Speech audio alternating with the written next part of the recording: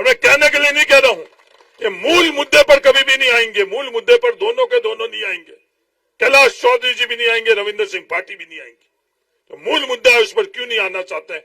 मूल मुद्दे पर आएंगे तो सबकी ताकत बढ़ेगी, कोई भी पीछे नहीं रहेगा। और विवाद करेंगे तो उनके साथ में बैठने वाले की ताकत बढ़ेगी, और जो उनके पीछे उनको प्रायोजित कर रहे हैं उन लोगों की ताकत बढ़ेगी।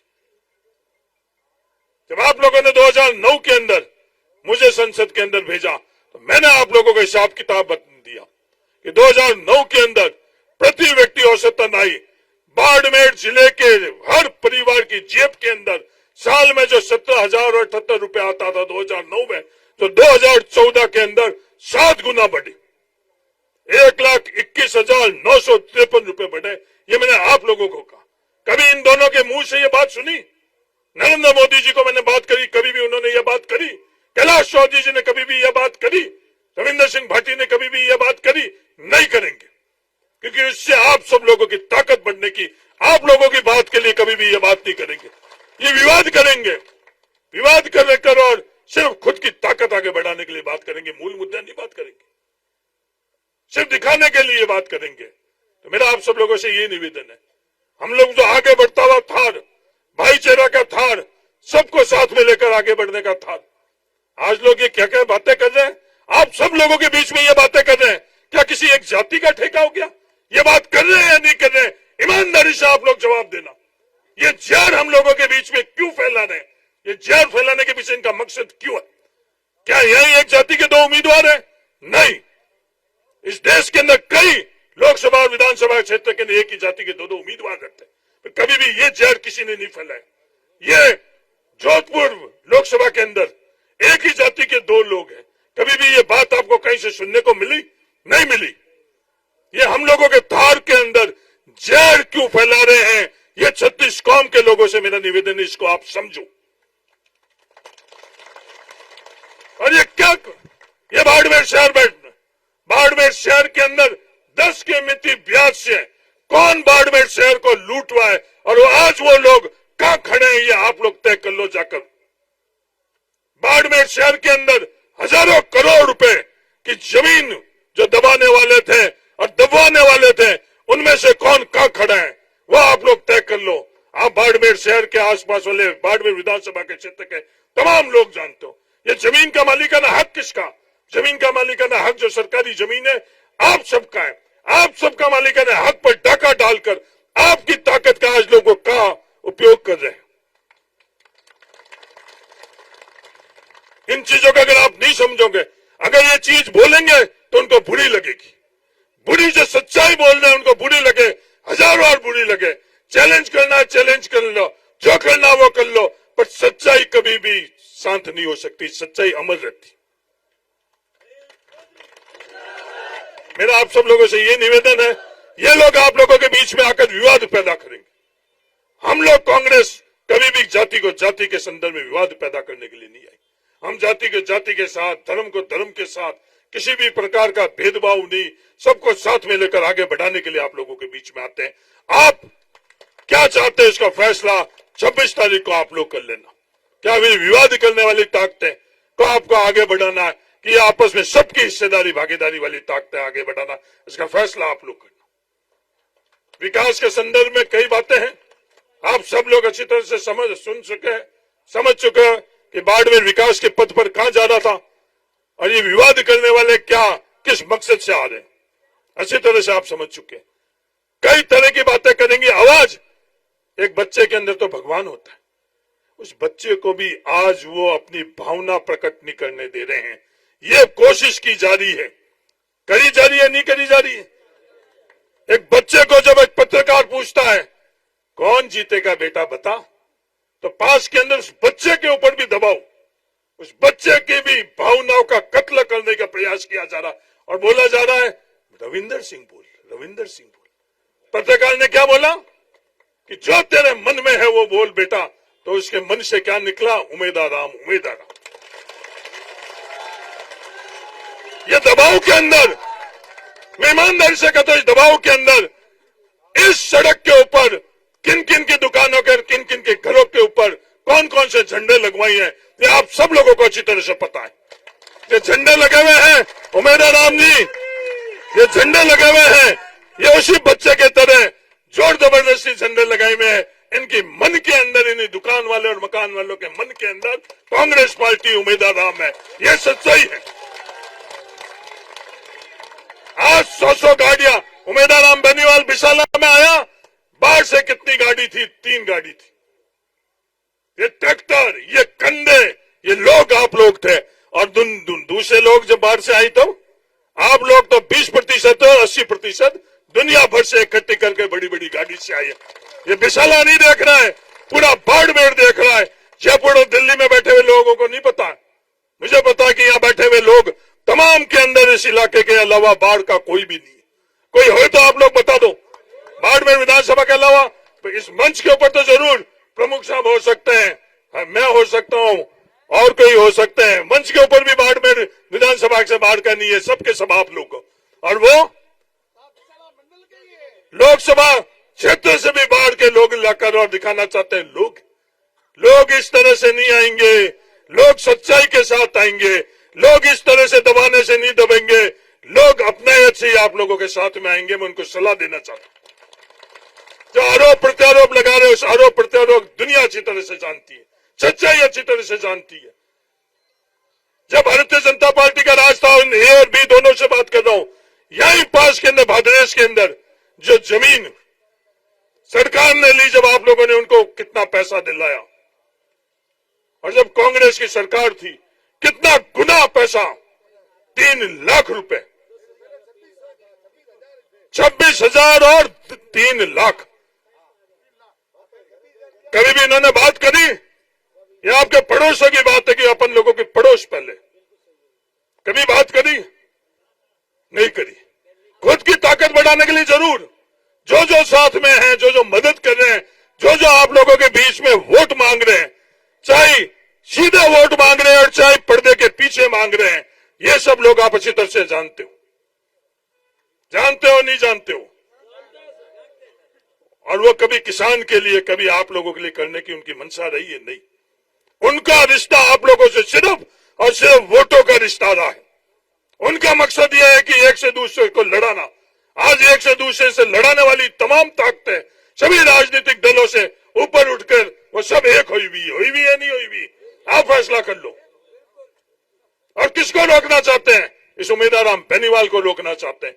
क्यों रोकना चाहते हैं? क्योंकि 36 कौम की आवाज लोकसभा में मजबूती से उठाना चाहता है।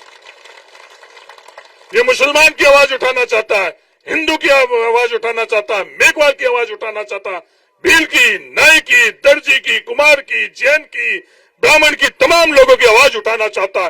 वो क्या चाहते हैं? किसी की आवाज नहीं। इस व्यवस्था में सिर्फ हमें लूटने दो और हम ही बांटेंगे, बाकी किसी की हिस्सेदारी और भागीदारी नहीं है। तो फैसला आप लोगों को करना है कि 26 तारीख को सबकी हिस्सेदारी हुई, भागीदारी हुई, या चंद लोग ये जो कर रहे हैं वो कर। इन लोगों के पास ताकत खेत खड़कर और ताकत नहीं है, मेहनत करके ताकत नहीं है। इन लोगों के पास जो ताकत का इजहार ये कर रहे हैं, ये अपन लोगों की जेब पर डाका डालकर हम लोगों की ताकत से ये लोग दुनिया को दिखा रहे हैं अपनी ताकत। ये इस बात को भी समझने की आवश्यकता है। ये बात मैं कहने के लिए नहीं कह रहा हूं नौजवान साथियों, ये बात को अगर आप गहराई से समझोगे, कहीं इन लोगों की मेहनत की कमाई नहीं है जो आज करोड़ों रुपए ये उड़ा रहे। मेहनत की कमाई नहीं है, मेहनत की कमाई उम्मीदवार राम बेनीवाल की है, जो आप लोग बिना पैसे, बिना धन से आई हो, बिना ताकत से आई हो, बिना दबाव से आई हो। ये मेहनत की कमाई है। समय काफी हो चुका है। मेरा आप सब लोगों से ये गुजारिश है कि आप लोग मजबूती से एकजुट हो, उन ताकतों को पहचानो जो क्या मुखट्टा लेकर, किस समय क्या बदलाव लेकर आप लोगों के पास आती है। और उनके पास जब मौका रहता है, अवसर रहती है, ताकत रहती है, उस वक्त उस समय वो लूट कर किसको देते हैं। चाहे सरकार कोई भी नहीं हुई, कोई भी उन लोगों में बैठा क्यों नहीं है, वो क्या करते हैं। ये मेरा आप सब लोगों से, 36 कौम के लोगों से निवेदन है कि उनको पहचानो और अपनी ताकत, ये जो विवाद, लड़ाई, ये सबसे ऊपर उठकर उम्मीदवार राम बेनीवाल को दो। अंत में मैं एक ही बात आप लोगों से कह सकता हूं, ये जो भारतीय जनता पार्टी, नरेंद्र मोदी, आरएसएस जो अटकल लगा रहे हैं, अपने ही दोनों उम्मीदवार खड़े कर रहे हैं। एक तो कह रहे हैं कि भारतीय जनता पार्टी का अधिकृत उम्मीदवार, और दूसरा क्या कह रहा है, मैं तो भारतीय जनता पार्टी का ही। बात तो ये कर रहे हैं, मेरे को उन्होंने निकाला नहीं, अब उनको क्या चाहिए, अब मुसलमानों के वोट चाहिए। तो मुसलमानों के वोट का समय आ गया तो उन्होंने अपने आप के ट्विटर के ऊपर से वो भारतीय जनता पार्टी का नाम हटा दिया। जब उनको पता लगा मुसलमानों से वो रिश्ता वोटों का रखना चाहते हैं, और कांग्रेस पार्टी मुसलमानों से रिश्ता वोटों का नहीं अपनायत कर रखना चाहते हैं। वो भील और मेघवाल से रिश्ता वोटों का रखना चाहते हैं क्योंकि उनकी मंशा आरक्षण खत्म करने की। कांग्रेस पार्टी इस आरक्षण को और ज्यादा मजबूती से आगे कैसे बढ़ाई, ये मंशा कांग्रेस पार्टी रखती है। आप सब लोगों को समझने की आवश्यकता है। समय कम है, आगे भी कई और मीटिंग है, इससे पहले जैसलमेर के अंदर।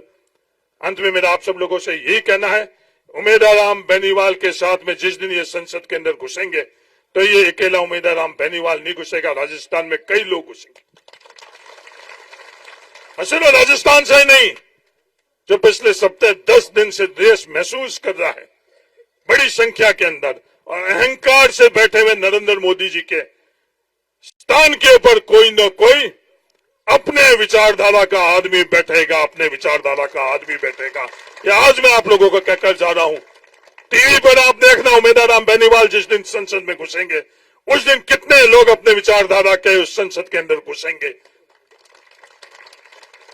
इसलिए अपने को, अपने परिवार को ये तोड़ने के लिए प्रयास करेंगे। कांग्रेस के परिवार 36 कौम, आप लोग एकजुट रहना, ये आगाह करने के लिए मैं आज आप लोगों के बीच में आया हूं। ये आगाह करने के लिए आप लोगों के बीच में आ रहा हूं। आप इतनी बड़ी संख्या में आए हो, तहे दिल से आप सब लोगों को धन्यवाद। 26 तारीख को आप लोग मजबूती से बूथ पर हर मतदाता को लेकर आना। वो लोग जो करोड़ों रुपए अपने लोगों से लूटे हुए खर्च कर रहे हैं, अपनी अपनी गहरी कमाई से सब संसाधन लगाकर उन्होंने। अंत में मैं एक और बात आप लोगों से कहना चाहता हूं, हर व्यक्ति से वोट मांगना।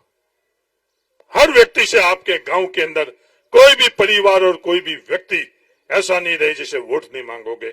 सिर्फ यही आप लोगों से मेरा निवेदन है। मैं आप लोगों से वोट नहीं मांग रहा हूं क्योंकि आप लोग सब अपने साधन से बिना दबाव के यहां आए हो। क्या ये बात मंजूर है तो हाथ खड़ा करना, नहीं मंजूर है। क्या आप लोग सब वोट मांगोगे, सबसे वोट मांगोगे। उनको लोकतंत्र नहीं पता, उनको तो अहंकार है, वो तो चैलेंज कर रहे हैं। उनको पता नहीं है 1952 के अंदर ये चैलेंज की व्यवस्था खत्म हो गई है। चैलेंज करने की ताकत नेताओं के पास नहीं है। चैलेंज करेगा मतदाता, आम लोग करेंगे। और चैलेंज, वो जो पिपाड़ी बजती है ना, भले भले की पी बोल जाती है।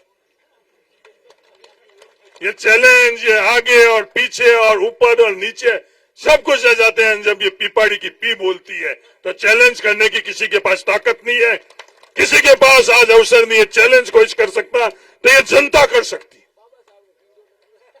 तो आप सब लोगों को तहे दिल से धन्यवाद। जिस तादाद में आप विशाला के लोग यहाँ आए हो, आज पड़ोस की पंचायत से, आज मेरे को सुकून की नींद आएगी।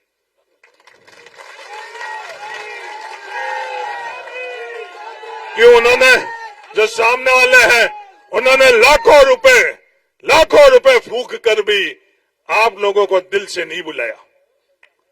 जो और फूका, जहां इस दिशा से आते हैं, जिस दुकान के ऊपर वो झंडा लगा हुआ है, उस दुकान के माध्यम से भी क्या क्या खेला हुआ।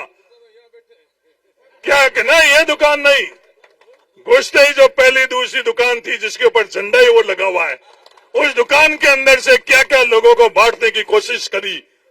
पर यहाँ का, विशाला का कोई भी हाल, जो सच्चा आदमी है, विशाला से प्यार करता है, बाड़मेर से प्यार करता है, नहीं झंडा वाला नहीं। एक दुकान है जो विशाला गांव में आवा, मेरे आगे लोहेरा लागीड़ा है। लोहेरा लागीड़ा को नहीं, बाकी दुकान में लोहेरा नहीं है, बाकी दुकानें तो खुली है। एक दुकान है में लोहेरा, अभी तो पर झंडा गिरा। तो मैं तो सड़क में आता था, झंडों कोई और ही दिखे।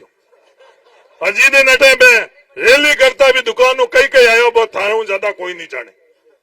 अटे तो हाथा जोड़ी है उमेदराम और मारा हाथ वाले मूल जी, मेघवाल और बाकी हंगारी। मैं तो भी हूं करता रहला थे मजबूती हूं उम्मीद है राम रे दिल्ली भेज दीजिए। धन्यवाद। जय हिंद। राम राम।